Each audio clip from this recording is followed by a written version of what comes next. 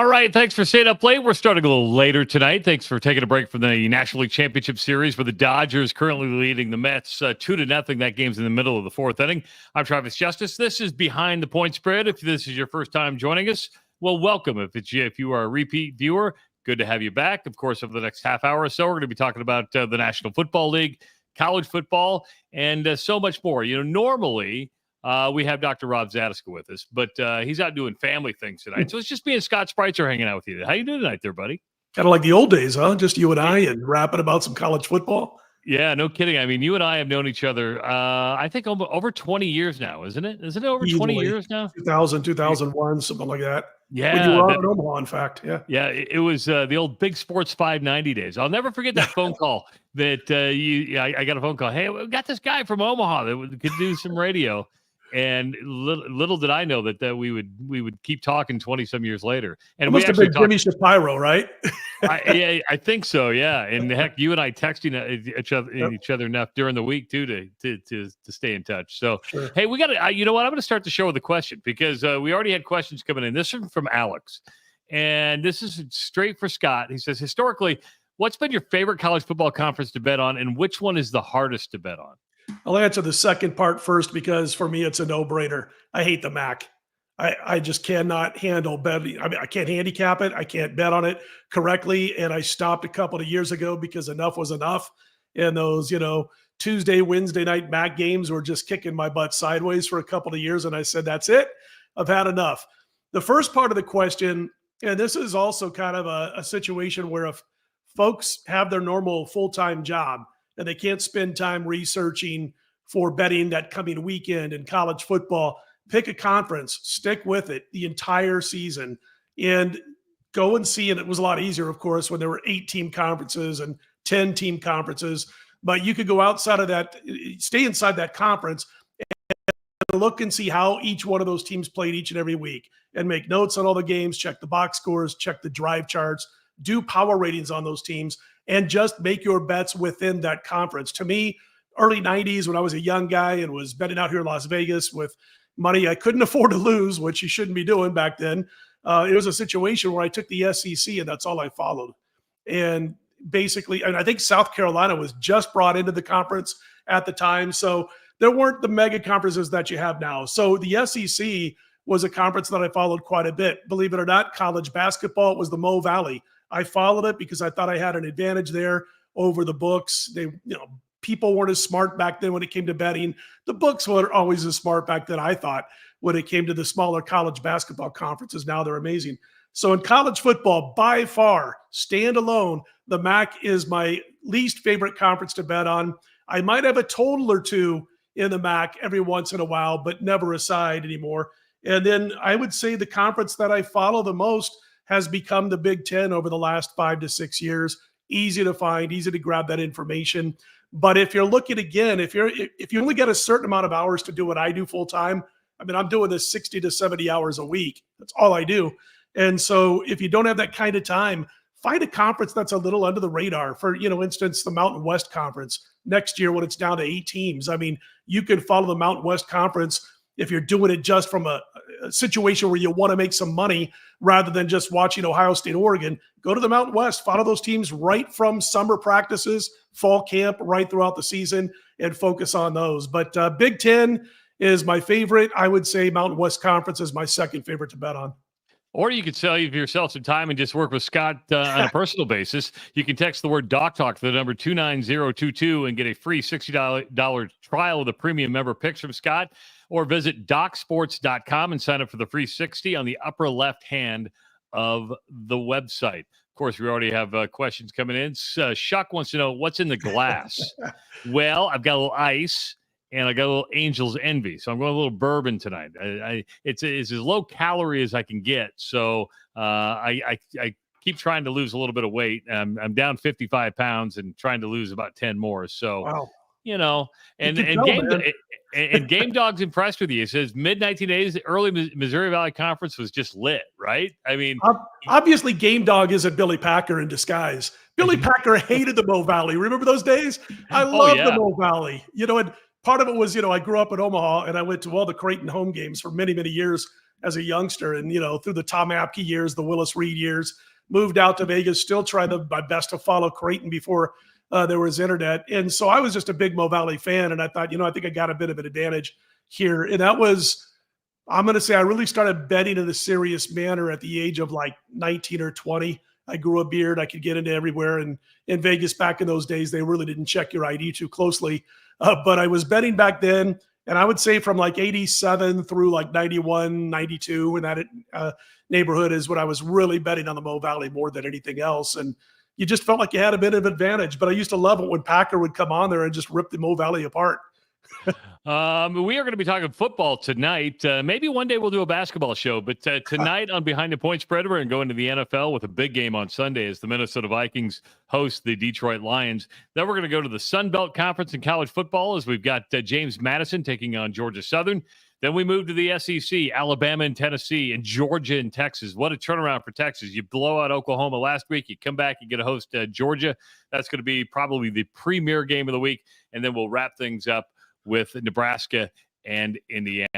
If you want to join the show, and you can do it in a number of different ways, you can leave your comments. If you're watching on YouTube, just use the comment section. If you're watching on Twitter, you can also use the comment section. And I believe on Facebook as well. Or you can join us via the phone, which we encourage the phone calls. We had a phone call last week. I think people are a little timid to use the phone when talking about betting because you're like, who's listening in on them? And they're like, is this really a talk show? Yes, it's a talk show. And we encourage your phone call at 402-543-5556. Again, that number to call, 402-543-5556. 556. Are you going through? You got the baseball game on as you're doing the show? Yeah, you might see the color of my screen here changing from time to time as the color on the screen changes. But I have been watching it. It's pretty amazing because you said if you want to take a break from the baseball game, and every time the Mets get on base, they take a break from the baseball game. Not even a whole lot of guys on base so far tonight through 4 innings. I think they had the bases loaded once and 2 on in 2 different innings, and can't seem to get a run across against Walker Buehler. But I wanted to mention real quick about college baskets. Anytime you want to do a college basketball show, give me a ring. Starting in just over 2 weeks, I'll be doing a show called In the Paint every Tuesday evening. And it's going to be, can you believe that? We're a little over 2 weeks away from college basketball starting. So that'll be found on the Doc's YouTube channel. In fact, what I did is I got a guy who's been working behind the counter for many, many years, over 20 years, who's going to be part of the show. And Rafael Esparza is his name. And he was out here in Vegas for a long time. And now he's helping out other books around the country. In fact, he's doing a show with Jonathan, the Coachman, I believe is his name, from ESPN days. But we got him to talk about things from behind the counter. And of course, I'll be trying to beat those numbers that they set behind the counter. Nice.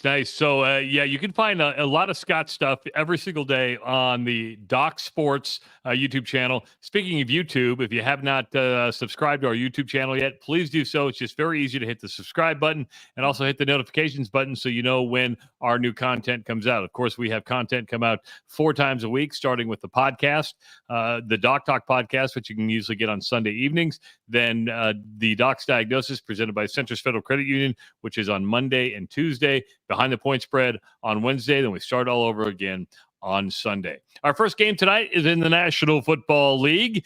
This is a big one. You got Detroit at Minnesota. The Lions coming off the beatdown, and I mean the absolute beatdown of the Cowboys. Vikings get this one at home. Aiden Hutchinson, of course, out for the Lions. How big of an impact is that going to have? So tough to quantify what that's going to mean to the Lions moving forward when it comes to the point spread, because, gosh, he's such an integral part. Obviously, he's the leader on that defense, Travis, as you know. But, he's number 1 in the league in sacks. He's number 1 in the league in quarterback hits, number 1 in the league in pressures. It's just going to be one of those things where he's going to be sorely missed. 26 pressures in 5 games.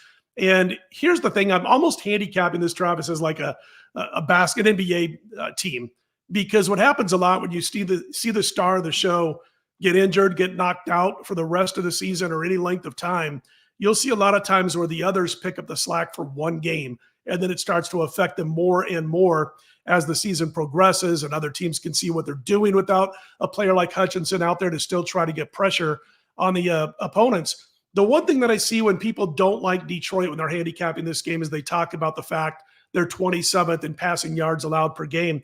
However, sometimes yards are misleading. Detroit has held their opponents to 6.3 yards per pass. They've given up just 4 touchdowns through the air. They've picked off 7 passes. It's hard to quantify, again, how much Aiden Hutchinson means to the numbers, but I think it's okay this week as far as those who want to jump on the Lions. That's what I'm doing. The offense is outstanding. And one thing about the Vikings, as good as they've been off to this great start, their pass defense can be had a bit, 30th in yards allowed per game. And I think the OC for Detroit, Ben Johnson, will be able to dial up enough on offense to take advantage. So for this particular game, I think that you see the rest of the Lions defense pick up the slack, and then it's going to affect them a little bit more each and every week moving forward. So how does home field play into this for the Vikings and Sam Darnold, who's having one hell of a year as the Vikings quarterback? Yeah, the Vikings obviously have a nice home field advantage with the rabid crowd and the noise. And it's like when you play in certain, stadiums like this, especially those that are closed in, you're going to see a team maybe jump off side. I mean, either jump off sides on defense or get a delay a game on offense maybe 1 or 2 times more than they normally do. So it does affect that. But the sweet elixir, Travis, is take the early lead, don't get behind, and then you can kind of take the crowd out of it a bit. I think this week Detroit is going to, I don't know a better way to put it, feed off that injury, bring it together, pick up the slack, and get the win in Minnesota. There you go. You heard it right here on Behind the Point Spread. Let's switch now to college football, shall we? And we don't do too many Sun Belt games, but this game intrigued me when I was going through the schedule, Scott. It's James Madison at Georgia Southern. This is a 3:00 game on ESPN Plus. Hell, you can't even you gotta pay like the $5 a month just to get this. But you got James Madison at -9.5. The over under at 58.5. I like Georgia Southern here. Why do I like Georgia Southern here? Well, I don't know. I should ask you. I mean, why do you like Georgia Southern? But they're at home. Yeah. I like Todd Helton. He's pretty innovative. And again, I'm not betting with my numbers, my spreadsheets. It's just one of those gut feelings. I'm like, I kind of like Georgia Southern here. Again, it's one of those things where Alonzo Barnett is playing at an incredible level. I know he's not the most accurate quarterback, but he doesn't throw picks. That's the thing. He can sail 4 out of 10 passes 20 yards over a receiver's head, but he's not throwing it to the other color jersey. 15-1 touchdown to INT ratio. He averages about 30 passes per game at about 8 yards per pass. He's also the team's second leading rusher. He averages about 5 yards per carry. And I like this running back, Travis, by the name of Petaway. He's good for 6 yards per pop when they decide to hand the ball off. They've had a couple of extra days to prep, talking about the Dukes, talking about James Mad.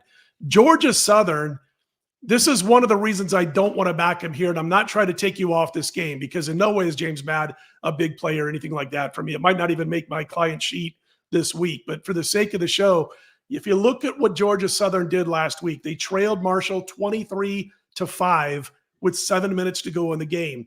And with their backup who had to come in, they scored 19 points over a 5-minute stretch of game time to take the lead and eventually win the game. The final 10 minutes of the fourth quarter, you got Georgia Southern. They get a controversial safety to cut it to 23-5.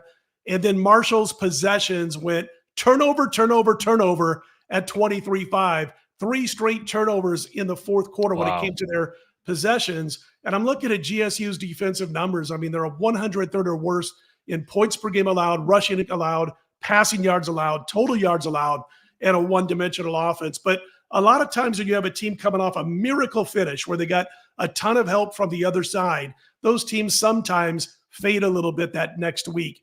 That's what kept me off of Georgia Southern in this game. Again, I'm not going to be jumping on James Mad this weekend. It's not going to be one of my plays. But if you said, man, you got to play it for your lungs, I would lay it with James Mad. Well, here you are giving me facts and like talking me out of things. I sit there and go, This is why I don't bet that often, and when I do, I usually lose because I go with my heart and my gut instead of my head. So you're smart to go with facts. Well, that's a lot. I remember somebody. It wasn't me that started like 8-0 last year on this show. So that was me. Pat yourself on the back a little bit, but I don't want to get you off it if you're on it. I'm just telling you why I can't play it. So you mentioned you hate the MAC. Is there value in like the leagues like the Sun Belt and other leagues like that maybe people can't find? Not like it used to be. I mean, again, I used to look for those small conferences, and I use the Mo Valley and college baskets as an example because in 1988 and in 1992 and so on, Obviously, you didn't have the internet. Al Gore hadn't invented that yet. But anyway, you had a situation where the information wasn't out there for everybody, and the public is so much smarter when it comes to sports betting now than it was 25 True. years ago. And subsequently, the books had to get smarter, and they have. And so it's not as big of an advantage as it used to be. In fact, I handicap the Sun Belt the same way I do any other conference now, because there's no secrets. There's no secrets out there anymore like we used to get in college football. All right, let's go to the SEC. This is another big one, and we're getting great matchups each and every week. Alabama at Tennessee, the Tide a 3-point favorite, the over-under at 56.5 on this. Yeah, this one's interesting. Alabama opened 1.5 at a couple of the books, and then, of course, have gone up to 3 now. I've noticed, and I was watched Alabama like 2.5 games now of their last 3. And what I see is just the same thing that I've seen so many times when you have an elite coach, and in this case, Hall of Fame coach, one of the best of all time in Saban, and he leaves. And all of a sudden, here comes a new coach. And by the way, Kalen DeBoer is very good. I'm not ripping Kalen DeBoer, but the preparation is different. The fundamentals drop at least a level or two. And it's really not the new coaching staff's fault.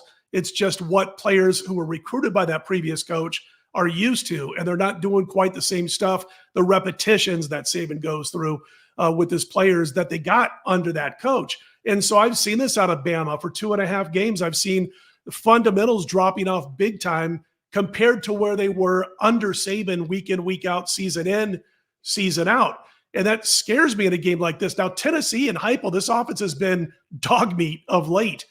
They fed off of Chattanooga, NC State, and Kent, and then they played mediocre football on offense ever since. 20 points per game against OU, Arkansas, and Florida, and lucky that they're not 1 and 2. They're averaging 3.6 yards per carry. The quarterback, Nico, who was on one of the top 5 Heisman candidates 4 weeks ago, has completely fallen off the Heisman radar. That scares you about Tennessee.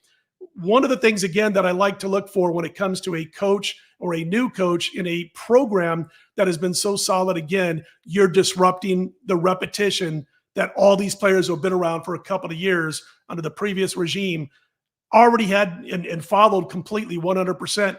Saban eats the same breakfast. I don't know now that he's retired. I don't know if you ever heard about this. I'm talking about it once. He eats the same thing for breakfast at the same time 7 days a week. There's no change.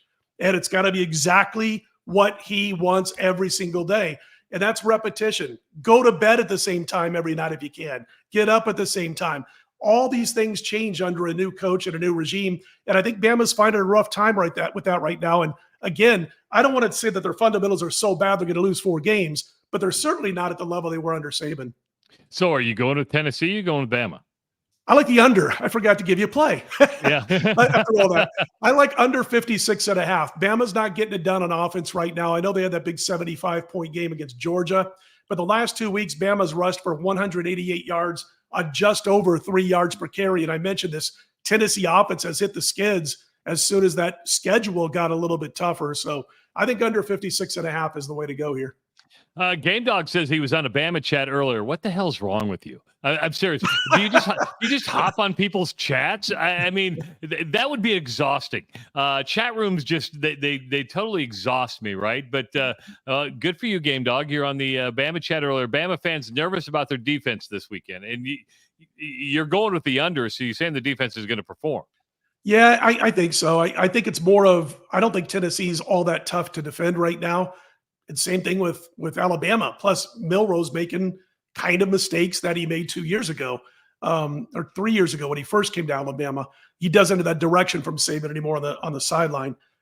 I don't, it's kind of funny when it comes to Alabama fans being nervous. It reminds me of the Nebraska fans in the 90s, and I was one.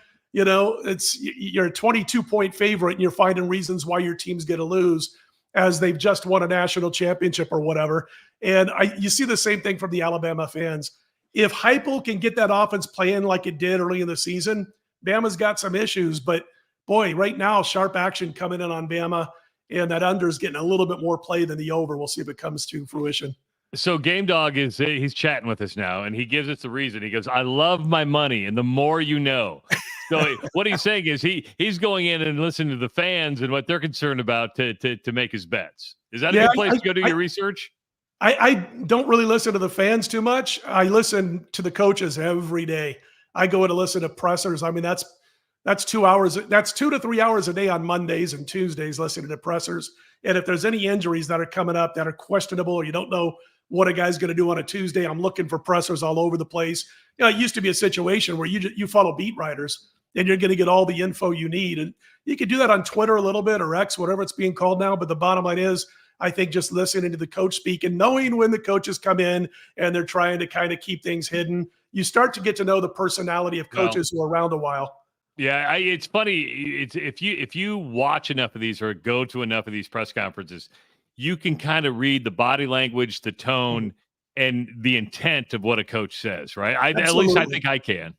Yeah, I can do that now. I didn't have your job where I was interviewing coaches like that, but from watching pressers, you know, for as long as possible, ever since at least YouTube's been around, you can get a guy who's been at his job for a while, or maybe he's doing the job and he's been a head coach elsewhere, and he can be saying one thing out of this side of his mouth, and out of this side of his mouth, you can actually hear what he's saying.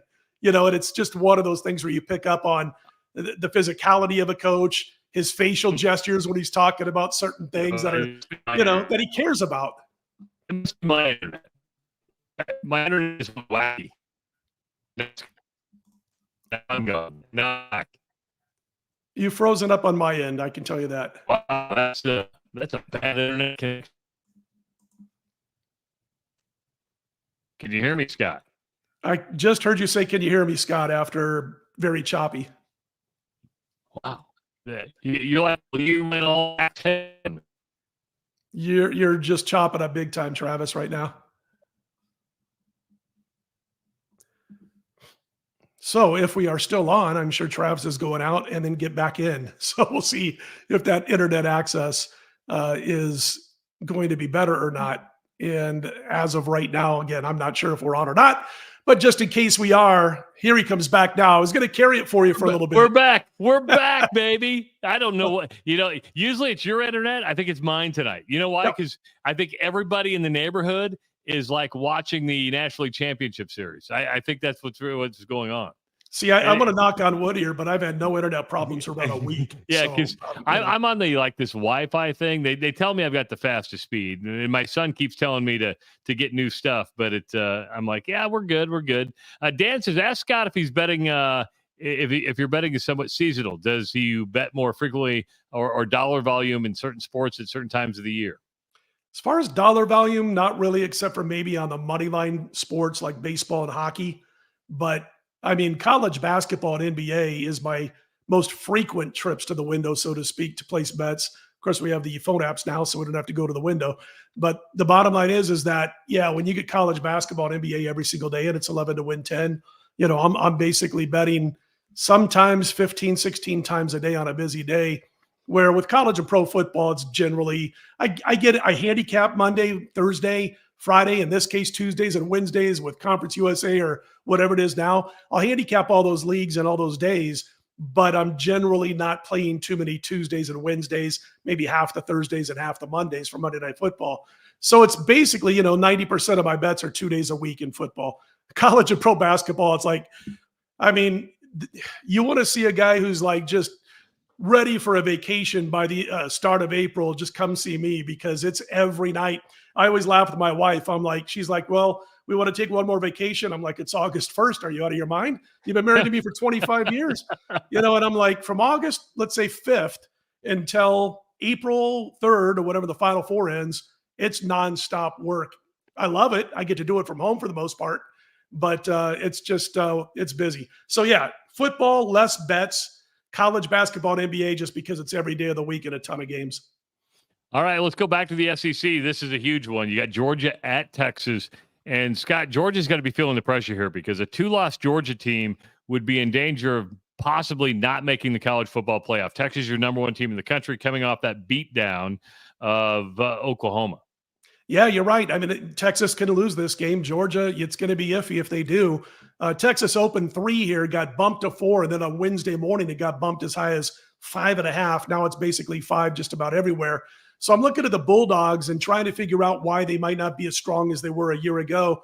And one of the keys is that they've had issues in the trenches. They've had a lot of banged up players in the trenches. They get at least one back, but they've still got 4 players in the trenches, 3 on offense, 1 on defense, who are listed as questionable. And on the injury list, it says undisclosed. So we're not 100% sure of why some of these guys might be questionable. But they escaped Kentucky, horrible for a half against Bama in that loss. Here's the one thing that I don't like going against Georgia right now by those who are on Texas this week. They talked about the fact Georgia gave up 31 points to a bottom feeder in the SEC, Mississippi State. It was 34-10 at one point. It was never in doubt. They outgained Miss State 605 to 385. Georgia averaged almost 8 yards per play.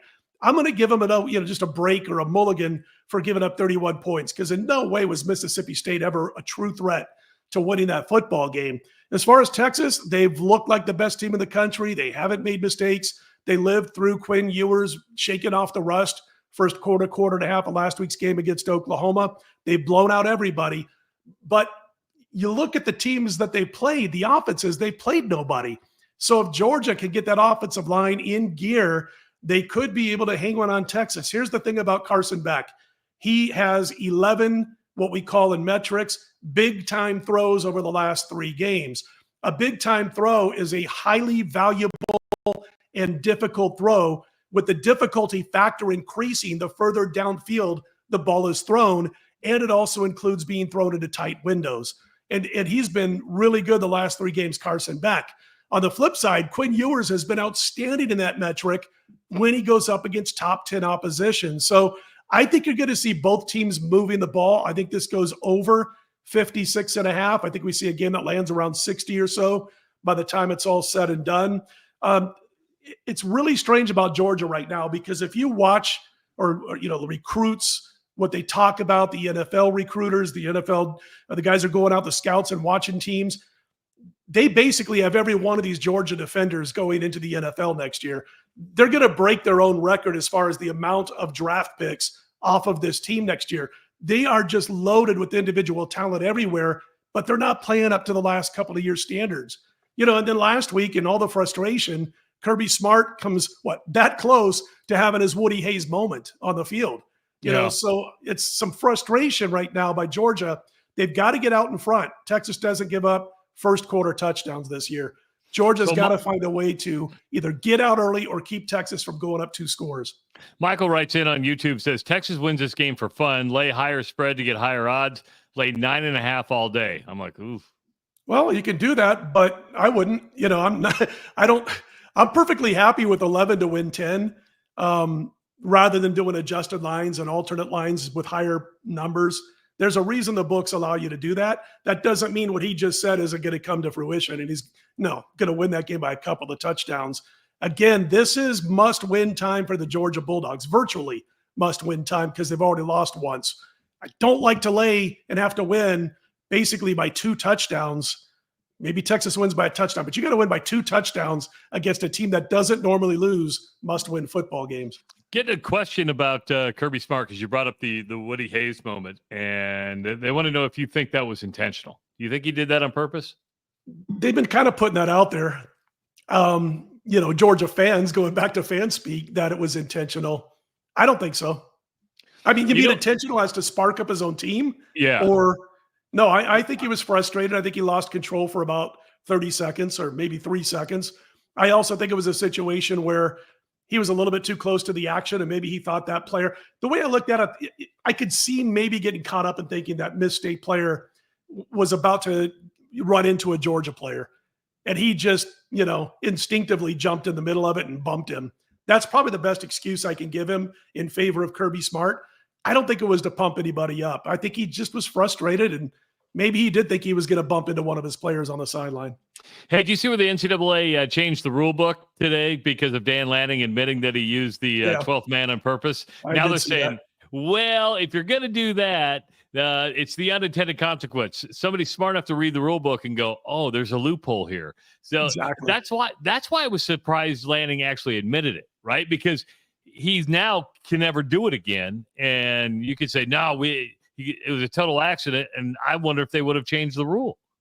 I don't think it's the rule if he doesn't come out and say it. I was like, what are you doing, dude? I gave you 10 points for for doing that and finding the loophole. And I take away 10 points at least for coming out and saying, yeah, I'm so smart. Look what I did. Now you just alerted everybody. So as you said, even if they didn't change the rule, it's going to be tough to do those things again in the future. And then, of course, you now made the NC2A play a hand when you could have just kept your mouth shut and bluff your way through the season. The thing is, he's such a good coach. He doesn't make stupid decisions when it comes to the play clock, stupid, decisions on the field when it's fourth down. He's innovative as a head coach. That was a very innovative, smart play. But man, he takes it all right back and gives it all back by saying, I did it on purpose. Look at me. Just like, what are you doing, man? Of course, the game everybody's paying attention to this, watching this channel, is the Nebraska to Indiana game. This is intriguing. Nebraska ranked 25th in the coaches poll, not ranked in the Associated Press poll. Indiana's unbeaten. The Hoosiers a 6.5 point favorite at home. The over-under at 50.5. I got to be honest with you, Scott. Indiana has not played anybody. Absolutely nobody. By the way, before we jump into this, I want everybody to, if you get a chance, and you're going to love it. And I don't watch this show hardly at all. And I happened to be on when I was doing a show earlier today, and I grabbed my remote right away and I hit record, and then I watched it afterwards because Kurt Cignetti, the head coach of Indiana, was on the Pat McAfee show. He wins. Just Google him. Oh man, I'm telling you, he is a hard ass without being a hard ass. And I'm watching it, and people don't know what I mean by that. When he comes on and he goes, we can get done in an hour 40 on the practice field what other teams take 2.5 hours to accomplish. I don't want to waste anybody's time. He was like, my assistants go home at a decent time at night. I'm up at 4:30 in the morning in the office, but I don't need my assistants to be there. Just going on and on about not wasting time. And I love that kind of thought process. And I could see, I would love to play for a guy like that. He's not going to waste your time. He goes, everybody's held accountable, and I believe it. The guy is he's a hard ass without being too much of a hard ass. Watch the Pat McAfee show on YouTube or whatever, and you'll see that interview and what I'm talking about. As far as the game, and to kind of hit on what you just said leading into this game, Indiana has all these great offensive metrics. Everybody's talking about, is this the team that nobody expected to be in the playoffs this year, the 12-team playoffs? Is this the team that's going to do it? So all these great offensive metrics. They played, as you said, no one. Northwestern, 114th against the pass. Maryland, 109th against the pass. Charlotte, how about 107th against the pass, 109th against the run. UCLA, 117th against the pass. FIU, 120th against the run. And Western Illinois.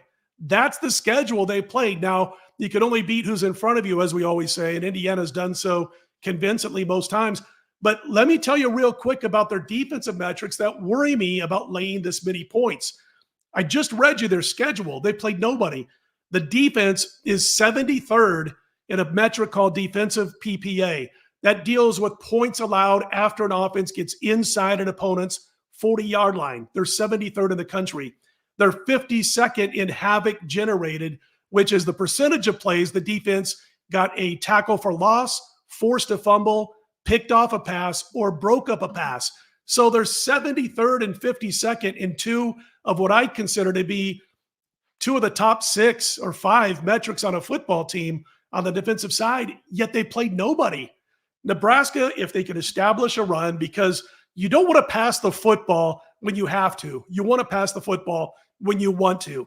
The first half of the Colorado game, Nebraska passed when they wanted to because they were owning the trenches. Nebraska also brings an interior rush, and a darn good one. Indiana's not faced that yet. So it'll be interesting to see if they're prepared and ready for an interior pass rush and what they can do. Now, we saw a really good quarterback for Illinois take advantage of that against Nebraska. Nebraska's Doc Robb and yourself had said a few weeks ago, Nebraska was out of position a few times on defense. They were surprised. Indiana's got the coaching staff, the kind of talent that can expose it if they recognize it early and throughout prep week of getting ready for the Huskers. So again, I think it's a situation where that line's a little bit too high. That line, by the way, was 4 before last week. What changed? Neither team took the field. Now it's 6.5. There's been 7s. So this bumped 2.5 to 3 points in favor of Indiana in a week where neither team played a football game. That seems to me like the value's on Nebraska. And I almost stutter when I say Nebraska. Take Nebraska. I'm like the Fonz when he tries to say I'm wrong. All right. I say Nebraska I'm like, nah. It's hard to say Nebraska over the last decade, but I think that number's too big. Yeah, I kind of agree with you. And you mentioned the off week. Does that take into when you handicap? Is that taken into a factor at all, the off week, or if one, since they both had it off, it's kind of a wash? But if one has one off and one doesn't, it plays a factor into that. If he's Andy Reid, hell yeah. But as far as the college game, I think we got an even coaching matchup here between Cignetti and Rule. So I don't give an edge to either team. Now, if one of them had to play last week, then the team with 2 weeks to prep, I'd give a slight edge to. By the way, for those who are looking at the KC game this week, they are 21-4. Andy Reid coached teams when he's off a bye week, 20-2, and the other team had to play the previous week. So there's just an added bonus to the show this week. Yeah, but he didn't have Travis Kelce going off to the ALCS game 1 and with Taylor Swift and hanging out, right? I mean, that's a different dynamic. Your players are all over the place now. But no, that's what they say. But Andy Reid's all about having a good time, and hasn't hurt him the last couple of years. Well, that's the kind of insight you're going to get with working with Scott. So if you want to work with Scott, text the word Doc Talk to the number 29022 and get a free $60 trial of the premium member picks from Scott, or visit DocSports.com. Sign up for the free 60 on the upper left hand of the website. Anything else we should be paying attention to this weekend, Scott? That's it. I saw Mets fans going crazy, but I didn't see what happened. But no, that's pretty much it. We're going to have a full card again this week, and going to finalize everything tonight, what I haven't played already. So, folks want to jump on board. You just told them what they can do. If they like to do their own stuff, by all means, have at it. And good luck. I hope everybody wins. And how many videos do you do a day on Doc Sports? Are you doing videos every day? How often do you put that content out? I take Mondays off for the most part, but the rest of the week I'm doing. Like today I did 3. This will be the 4th video I've shot today. One of them was just a weekly against the spread show I do with a guy by the name of Amal Shah. He used to be with Visa, and he's a pro poker player and veteran. We've been doing shows every Wednesday afternoon, but mostly I'm doing individual shows daily, which is 1 a day. And then I'll throw in a couple shows here and there with other people, like this one on Wednesday nights. But yeah, they can check it out. I mean, Amal's a great guy, just filled with information. We called it Against the Spread with Spreitzer and the Shaw. We've had a nice reaction to it. Can't wait till college basketball gets going. The wife will see me like 3 hours between November 2nd and probably March 1st or March 31st. So that's the key to a happy marriage, by the way. That's by far the key to a happy marriage. You go have fun with your sister. You girls go out. You go out to with your girlfriends, and I'll be here cramming. Good stuff. Good stuff. Well, we hope Rob's okay, because he's the one that pushed it back to 8:30, and then he didn't even show up. He stood us up. Can you believe that? I hope he's doing okay. Yeah, I'm with you. So hopefully Dr. Rob will be back with us next week. For Scott Spreitzer, I'm Travis Justice. Subscribe to the YouTube channel and get all our content. We're here live every Wednesday night for Behind the Point Spread. We will see you next week.